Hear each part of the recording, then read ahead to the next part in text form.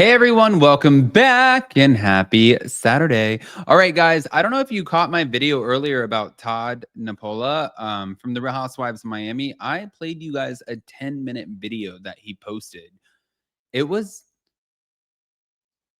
interesting. Like, I watched it and I was like, dude, this guy's not playing. I feel like Bravo is about to face another lawsuit. The only thing that I wonder, and if you guys go watch it, you'll see, I just wonder, did you sign a waiver or something that exempts a lawsuit? I don't know. Anyways, we're not back to talk about that. We're back to talk about the Real Housewives of Orange County because everybody was wondering what was wrong with Tamra Judge on this week's episode and what happened. Everybody thought something was wrong with her. Jason thought she was on her own CBD gummies. Yeah, well, now we know, and I'm going to share it. So pop off in the comment section. If you're not subscribed, get subscribed. Don't forget to hit that notification bell. Let's jump right in.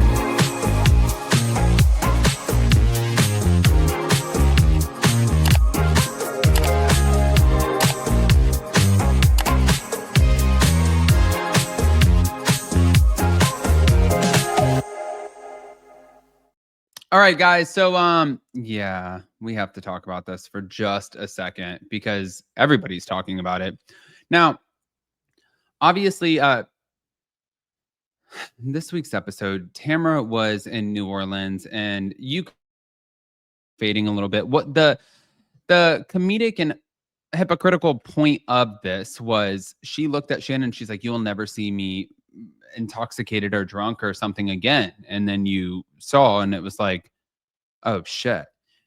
I really like Tamra, but I'm also human. I have eyes and I can see when something's wrong. So she reflected publicly through her Instagram story, which I'll show you guys, on her emotional breakdown leading to this temporary exit from OC.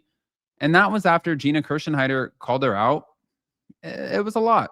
She said at the time she was taking Xanax and mixing it with alcohol. And that made her obviously,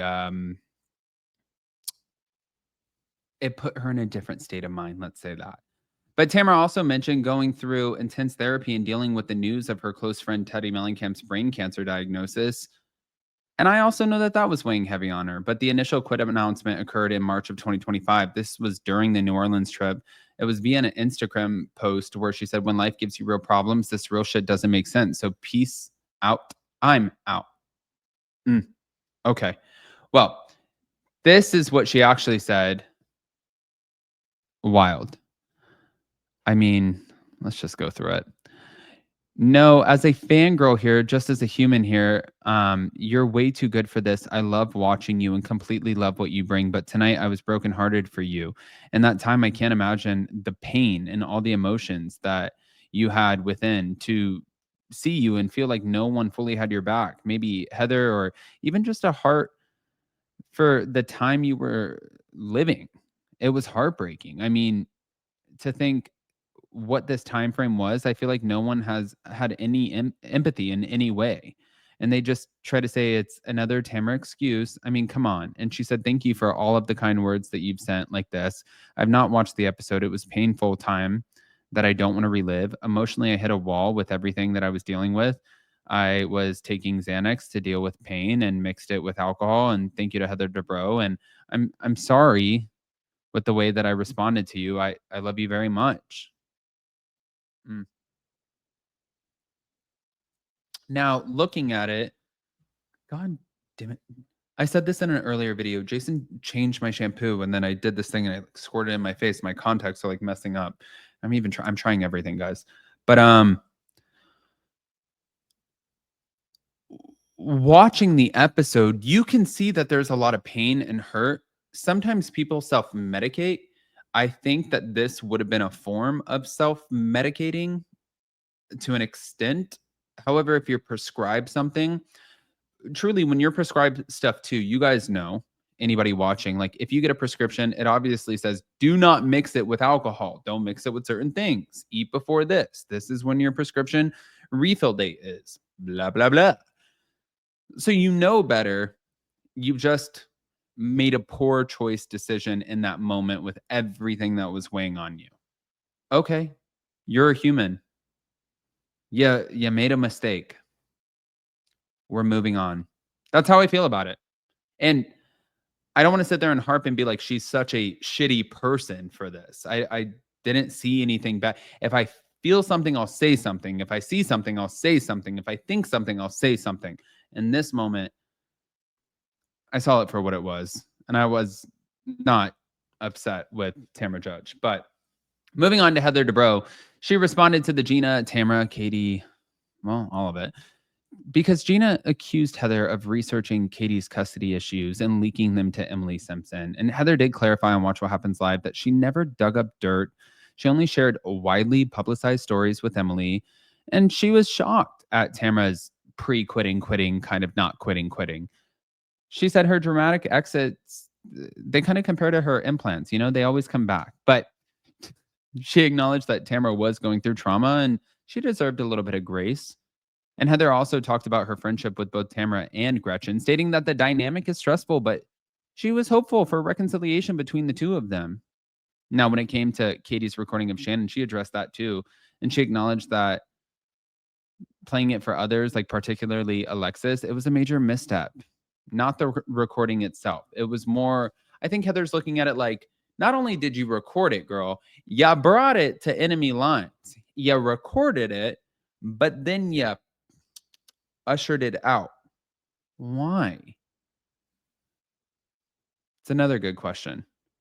I agree with Jason too. I like Katie. I like Katie on the show. I just don't know how your ass keeps getting caught in every single thing. The Kiki Monique, the um it was like the blogger thing. It was the recording thing. It was the just everything that you keep getting caught in. I'm like, girl, you got to play the game a little bit better than this. Now you're starting to look like you just get busted in everything. M And first of all, we're not even mad. I'm not mad at Katie Janela for trying to move pieces on the chessboard. Lisa Vanderpump was the queen chess player. She did that. She did the damn thing. And it wasn't until Puppygate where somebody was actually calling her out for it. If you're gonna operate in a little like slithery way or whatever, which do it, um, you gotta be a little bit more innovative, I guess, or just sly, slick, discreet on top of what you're doing. That way you don't get your ass busted. And if you do get busted, you can't get busted with more than one thing. Like you can't come on the show and they were like bloggers, recordings, lies. Because then it's like, oh, okay. Well, it's like debt. Your debt is starting to mount. And now somebody's got to pay the price because the debt doesn't go away. You know what I'm saying? Moving on. Some of the fan reactions on Reddit, especially, one fan sarcastically said, "Could you imagine if anyone else used mixing Xanax and alcohol as an excuse for poor behavior? Tamara would have a field day." Hmm, interesting. And on Heather Dubrow's handling of the Gina Katie situation, somebody said, "Heather has been the most kind on camera this season. She's playing this really well. She's letting Tamara, Emily, and Gina get ugly. I don't even really love Heather, but she's definitely the smartest one on the cast." Hmm, okay. I want to hear what you guys think, guys. Pop off in the comment section, please. I'm going to go try to remedy these eyes. Again, thank you to my husband. I'm going to go try to remedy the eyes, but I love you guys. And I hope you also got to see our interview with Julia Rogers, the CEO and founder of Hello Prenup. You guys can go to YouTube, Hello Prenup, and watch Jason and I get pretty unfiltered with that. So check it out. Let me know. I love you guys. Bye.